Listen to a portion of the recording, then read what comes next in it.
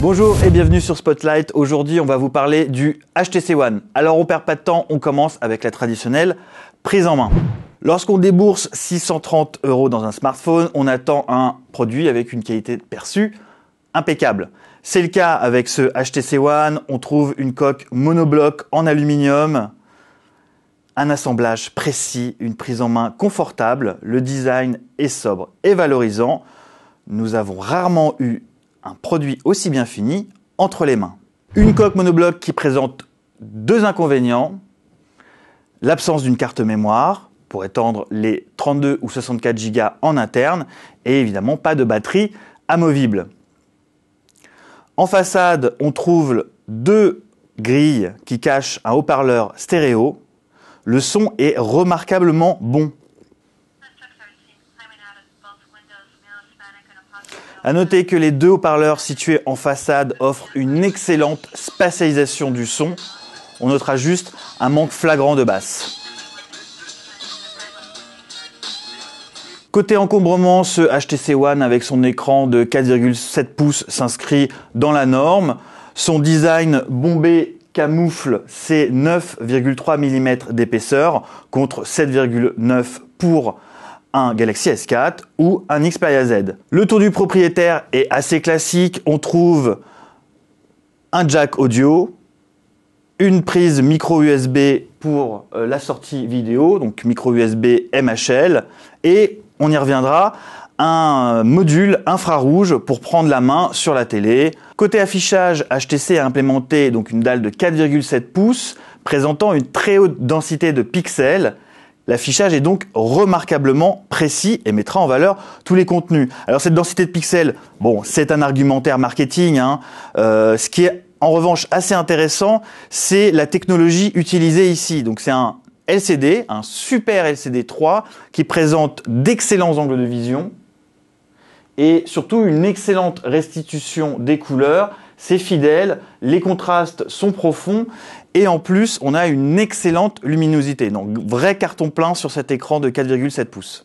À l'intérieur, on trouve un Snapdragon 600 en 4 cœurs, il est cadencé à 1,7 GHz, il y a 2 Go de RAM et il y a un chipset graphique bien connu maintenant, c'est l'Adreno 320. Bon, je vais pas m'étendre sur les performances à l'usage, c'est fluide, c'est rapide, rien à signaler là-dessus. Une puissance brute très confortable. Néanmoins, on a relevé une dissipation thermique mal gérée, en tout cas un excès de chaleur sur ce HTC One.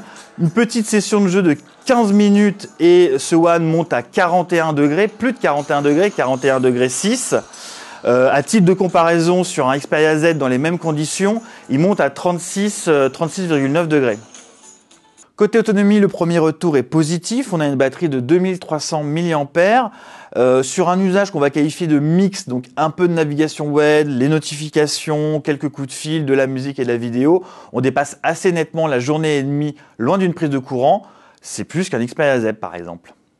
HTC, comme de nombreux fabricants, propose des surcouches utilisateurs. Ça devient un élément de distinction entre un Samsung Galaxy S4 ou un HTC One, puisqu'on a une utilisation assez différente, une expérience utilisateur très différente, même si tous ces produits tournent évidemment sous le même Android. Chez HTC, on fait le pari de l'éditorialisation du contenu avec Blinkfeed.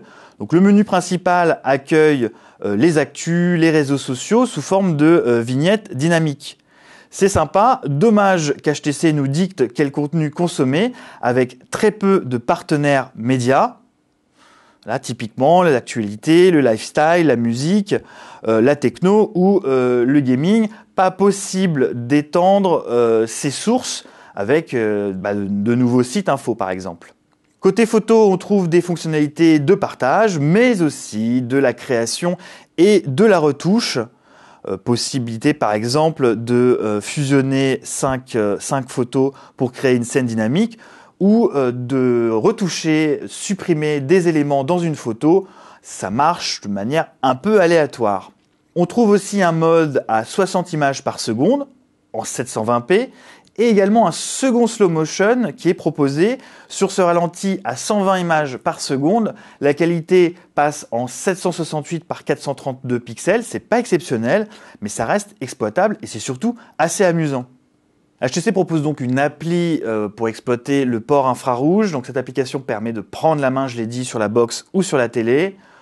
C'est assez classique, on trouve tout de même un programme TV enrichi et donc un module télécommande. Vendu comme révolutionnaire, le capteur Ultra Pixel ne nous a pas spécialement convaincus. Sur le papier, pourtant, il y a de solides arguments, une belle ouverture à 2.1, un bloc optique stabilisé, capteur rétro-exposé en 4,1 mégapixels, une lentille grand angle en 28 mm. Malheureusement, ce qu'on gagne en sensibilité, on le perd en finesse et en définition. Les clichés produits par le One manquent donc de finesse, surtout comparé à la concurrence en 12 voire 8 mégapixels. Le One est un bon photophone, mais il est moins cohérent qu'un Lumia 920 qui reste la référence sur le segment. On apprécie en revanche la capture vidéo qui profite notamment de la stabilisation optique qu'on a à l'arrière, du 1080p, donc de la Full HD à l'arrière, mais aussi à l'avant, avec le capteur de 2,1 mégapixels situé en façade. Le HTC One est un véritable coup de cœur. Maintenant, en face, on a le Galaxy S4, le rouleau compresseur de Samsung qui profite d'une nouvelle logique de navigation sans contact qui devrait fédérer le grand public. Pour autant, ce HTC One a de nombreux arguments pour séduire. D'abord, sa finition exceptionnelle, sa puissance, son écran très confortable et sa surcouche logicielle assez convaincante. Proposé à 630 € courant avril, ce HTC One nous a fait très bonne impression. En vidéo également sur Dailymotion YouTube et en podcast iTunes. Retrouvez-nous sur Facebook /CNET France et sur Twitter @CNET France.